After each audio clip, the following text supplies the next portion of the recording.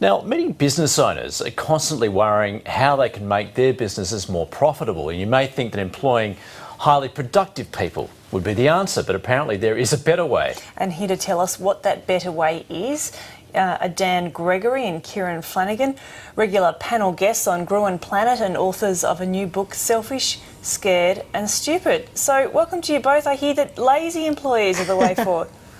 Yeah, good morning. We think that lazy people have been far too underestimated in our businesses and in our economy. And as we're moving from, I guess, a more linear kind of work to a more creative kind of work, laziness is actually, it generates a capacity to find an easier, less labour-intensive way of getting work done. So laziness is actually an asset in a world that needs us to be more creative. Okay, Kieran, you're not then talking about someone who comes to work and can't be bothered doing any work.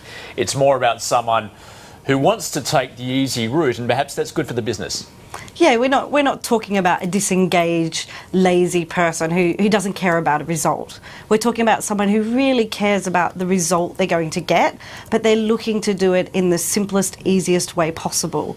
Because sometimes with diligent employees, and they're amazing, you need some of them in your business, but what happens is that they tend to follow the systems perfectly. You ask them to do something, they do it to the letter. And that's amazing, but in this world that's changing so fast, what happens is that they don't ever stop to think about what they're doing and to question the system and go, can I do this faster, simpler, easier? Can I get home at 5 o'clock and still get the result I need? Do you think there's still a prevailing attitude sometimes, though, that leaving at 5, for instance, would show that, in fact, you don't really care and that you're not as dedicated as some of your colleagues? Yeah, I think that's really interesting. And one of the things we talk about is the fact that we need to change the metrics we use to measure our employees and to measure productivity. Because at the moment, all we've really got is time. Now, just because someone's working through till 6 or 7 or 8 o'clock at night doesn't mean that they're working particularly well or that they're delivering the results that we need. It may just be that they're goofing off during the day and having to play catch up at the end of the day. So what we're looking for is, how do we actually find people who are productive, and how do we measure them in a way so that it's linked to their output rather than just the time they're sitting in their desk or in the office? But I'd also imagine there's not the perfect employee. You're not looking for a cardboard cutout. Everyone is going to be different. So is it important to bring a range of skills and attitudes to a business?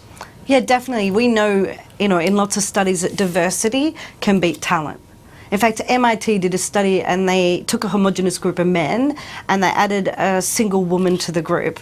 And guess what? The collective IQ of the group actually went up. In fact, it kept going up until that homogeneity balance tipped back the other way, and there were more men than women, more women than men, and at that point the IQ of the group started to drop again. So we know diversity makes teams smarter and makes our businesses smarter. So we do need different approaches and different ways of thinking. One of the things that happens, and why diversity is important, is not just a social responsibility thing to do, is it helps us avoid contextual blindness. So a diverse group of people will have many different points of view and can actually see a problem from different angles, and that's actually critical. Your book is called Selfish, Scared and Stupid. I wonder if you think that some employers are scared of changing the dynamic and potentially bringing on maybe a worker who does things differently. Well, certainly, and I think what's pushing them is the fact that the marketplace is changing so quickly. We're living in an age of unprecedented change. If you think, I mean, Kieran and I were laughing the other day. Just 20 years ago, we were the only people we knew who had email addresses. And now it's ubiquitous. So things are changing at such a rate that what used to be uncomfortable, what used to be threatening, what used to be scary, is now just a matter of course. And we kind of need to understand that and get used to it and have some strategies around it. And we've built our workplaces on, I guess, the Industrial Revolution systems. If you think about it, we needed production lines, we needed people to be there, we needed them to be efficient all day long to get more product off the line. But that system's changing as more and more technology comes in, and we need people who can think.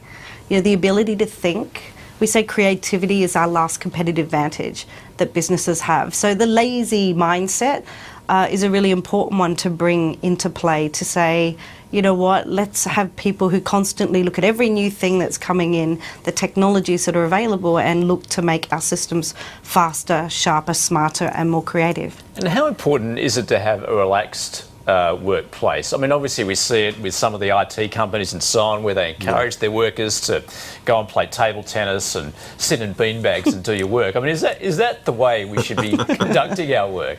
Look, it's really funny. You know, the rest of the world has started to look like an advertising agency from the 1980s, whereas advertising agencies have actually become more like, you know, sweatshops. So it's interesting that change has happened. I think what it's about is about changing the environment of work. And one of the things we talk about is the fact that, you know, design beats discipline and motivation in the long term. So discipline and motivation are great things, but they only ever work in the short term. What we're talking about is, how do you design an environment? How do you design a process such that you can get people to deliver the result that you want? But the other thing is, how do you make failure more difficult? How do you design a system so that they can deliver and you reduce the risk of them failing? It's interesting because when you're talking about creativity, obviously you're not just talking about the creative industries. I mean, you hear lots of lawyers these days talking about how restrictive billable hours are, and how, you know, every 15 minutes has to be sort of productive quotes, because it has to be billed back to the, you know, to whoever's paying. That, I suppose that's part of the point, isn't it? That, you know, that if we take out that element of it, really in the longer term things could become really unproductive, because you know, you're not competing properly. Yeah, absolutely. And the interesting thing is that we have this definition of creativity as being, you know, a talent. You know, it's you know, we're told that we either are creative or that we're not. Yeah. And what we're saying is that actually, no, creativity is a discipline, and creative leadership is critical no matter what industry you work in. So that's what we're looking for, is a better understanding of human nature, which is the fact that we're all driven by selfish, scared and stupid desires. But also understanding that, you know, we need to engage people in a different way if we're going to evolve and survive, you know, the business of the 21st century. Dan Gregory and Kieran Flanagan, thanks for the tips. Thanks for your for time. having us.